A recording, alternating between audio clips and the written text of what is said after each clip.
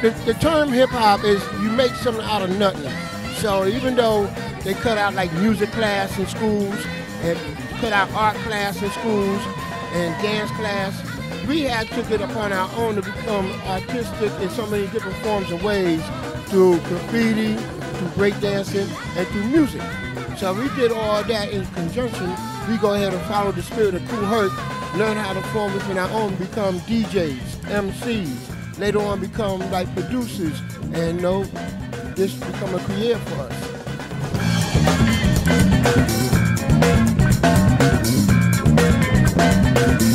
Hip-hop started here in the States, so they're not as excited about it in certain places. A lot of the commercial hip-hop or rap music is really what you hear all the time. So you really have to come to events like this to see some real old-school hip-hop. And as you can see, there's still heads who really appreciate the way we used to do back in the 70s. This is the hip-hop that I've known, that I've grown, free, in the park, in the music, B-boys, B-girls, breakdancing, photographers documenting, MCing, this, that, and that's the state of hip-hop that is alive and well, and it's spreading, and it's alive.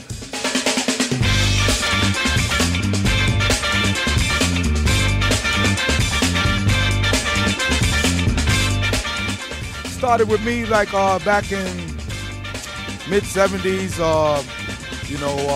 just wanting to be down, listening to Afrika Bambaataa playing out music out of the back of his window in Bronx River, and saying, riding my bike and through the projects. I'm 13 years old, just trying to get, involved with this music thing. Started off as a drummer in the church, so it's like, the hip-hop just kind of elevated to me because of the fact that music is my forte, my life, my whole lifeblood. So, I've been on music since I've been listening to, the Five Blind Boys, James Brown, all of the gospel songs my grandmother used to play with me. So, basically, the beginning for me in music was, I guess, when I was still in my mother's womb. I guess, I was probably inside the womb, probably banging out some beats in there, whatever the deal is, but, more or less, this hip-hop thing enabled me to just go to another level, and I was just so happy to just be a part of it from the beginning, from the rooter all the way, and I'm gonna be down with it till the tutor, till they throw the dirt on me.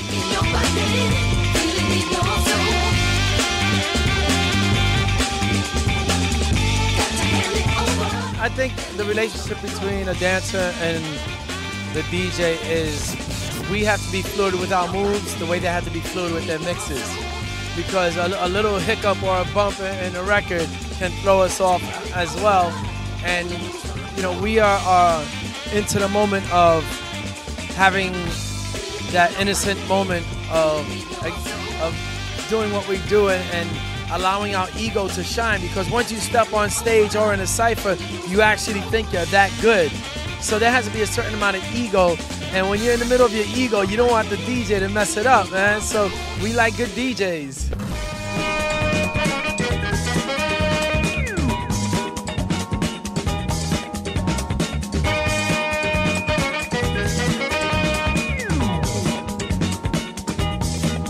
I gotta give all praise due to Afrika Bambaataa. He is the father of hip-hop culture, okay? I gotta give all praise to him. He is the master of records, okay? I just helped secure his entire archive of 40,000 vinyl records to be sent to Cornell University to be preserved for hundreds and hundreds of years. I just sent my negatives, 15,000 negatives, to Cornell University to be preserved for hundreds and hundreds of years. So if you're asking my favorite DJ, Bambaataa.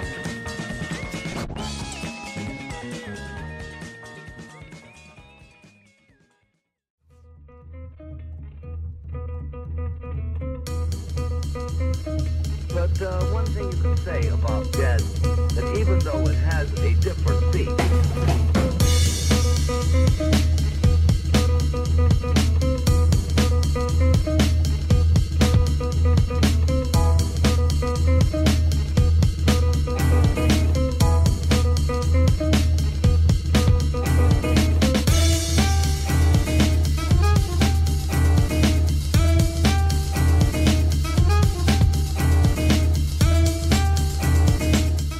My name is Reach Out. I'm a hip-hop artist from Edinburgh in Scotland originally, and I live in New York.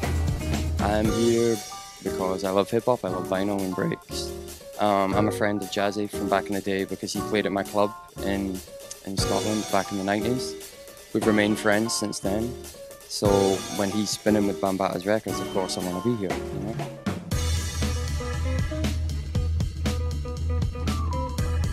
Bambaataa represents peace because that's what he did in the first place. Is he brought peace where there was war, you know. There continued to be rivalry, you know, there was still bad blood, but it remained blood in the metaphor. It was bad blood, it wasn't literal blood. And I think Bambaataa very much was a visionary, and he realized what was capable through music in terms of bringing people together and creating a global message of includence, you know, unity, peace, love, unity, having fun. And he realized that vision.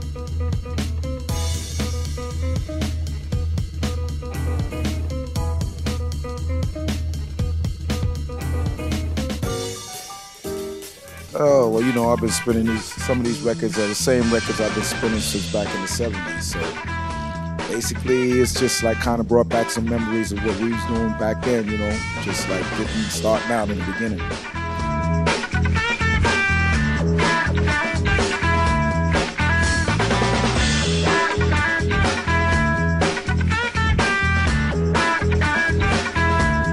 Well, you know what? It shows, like, you know, this is what a real DJ does. You know what I'm saying? I got a good collection myself, but then looking over this, I'll be like, wow, I ain't got too much of nothing. But I know this ain't really all of his collection. As you know, Bam's been, you know, he's one of those, like, you know, he goes all over the world and just comes back with tons of records from everywhere. So, you know, just what it means to everybody, you know, this is what a true DJ and cats that, you know, if you ain't got some vinyl, you ain't got to have this much, because, you know, Bam is a fanatic with it, you know, we're all kind of fanatics, but, you know, you at least should have some in your repertoire, you know what I'm saying, to be fine.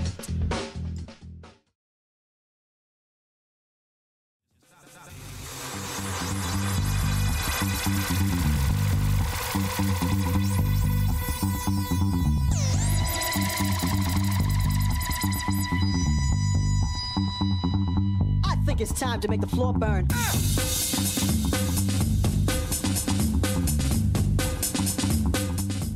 Oh man, my first battle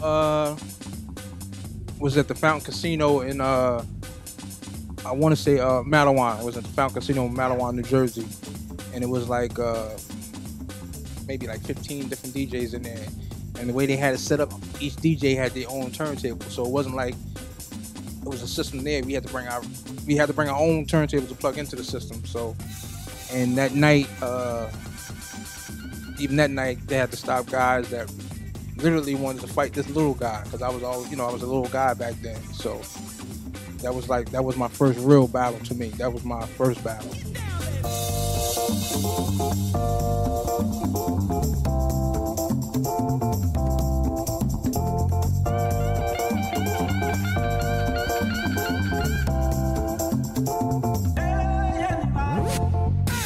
I think DJing is the most incredible thing in the world. I mean, you can make people feel however you want them to feel without saying a word to them.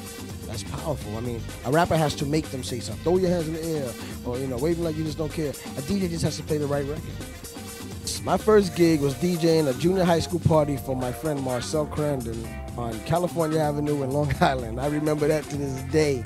I actually saw him about 2 months ago, walking down the block around the corner from where he had that party. And I said, Marcel, yo. And he's like, yo, what's up? I said, remember that party? That was my first official party. I made $40. I was happy. My first DJ gig, I was 13 years old, and I had to be escorted to the club by my mom because alcohol was being served there. The owner of the club, he was like, I'll let her play, but she has to have someone over 18 escort her because there's liquor being served here. I still have the flyer. The name of the club was the Earth's Edge, which later turned into The World, down in the Village off of Houston Street. And I don't remember. I just recently put my hands on the flyer, so I'm sorry for not being able to recall the exact date. But I definitely remember my first time DJing ever.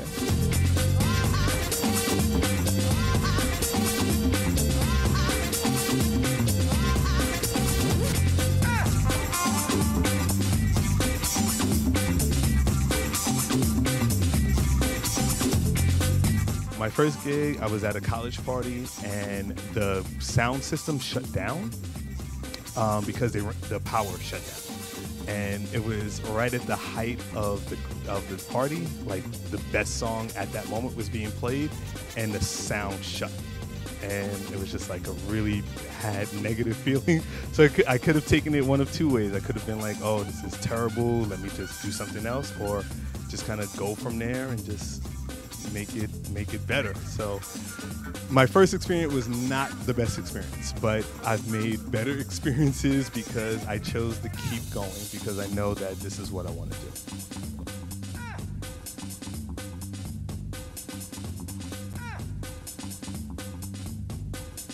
At the time when we were doing what we were doing, all of us didn't know that we were creating so much history. So there wasn't any emotion that I could describe, because we didn't know to feel anything at that time. We were just living the culture, and everything was pretty much experimentative, and it just happened to just grow into something hugely, phenomenally, incredibly successfully around the world. So we didn't know to feel then. But later on in life, there was certain experiences that felt great.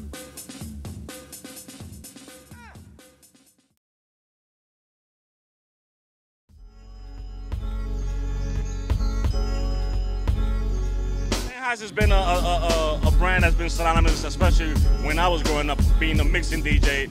When we used the Yuri, we had to have a Sennheiser headphones. To me, their product is always top of the line. It's always been at the pinnacle of everything. So to me, everything they make is good quality. So I'm familiar with everything that they have. It's awesome. I'm excited to utilize these headphones because music has been such a very important part of my life, and it's a celebration. 25 years, the 25th anniversary of an incredible product for your ears. Music and sound create feelings, and it's important, if you are a creator or a DJ, to be able to hear everything at a level of clarity and perfection. And this is one of the most incredible products available if this is what you do. So if you get a hold of this, or you get an opportunity to get a hold of the 25th anniversary Headphones HD, it's a celebration, an audio celebration that you need to be a part of, and I thank you. This is legendary right here. Happy birthday to HD 25 Sennheiser headphones. Joe Conzo, born in the Bronx. Happy birthday, Sennheiser HD 25.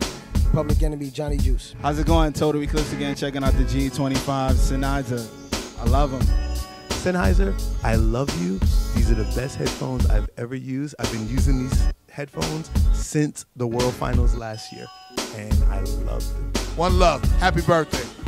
Hey, what up, this Crazy Legs Rock Steady crew? Happy anniversary to HD headphones. And I want to give a big happy birthday shout out to the HD25, you know what I mean? Dope product right here, dope. Happy 25th year. Hey, them headphones remain synonymous. They are lengthy, they are great, they are what they need to be known as. Continuation on your 25 plus more. A happy 25th anniversary to HD headphones, y'all. Rock on, rock steady crew, baby. That's how we do this. Peace out to Afrika Bambaataa, Kool Herc, and Grandmaster Flash, and you, Sennheiser, for making them dope HD 25 headphones. Keep making them. Jazzy J, one love, peace, I'm out.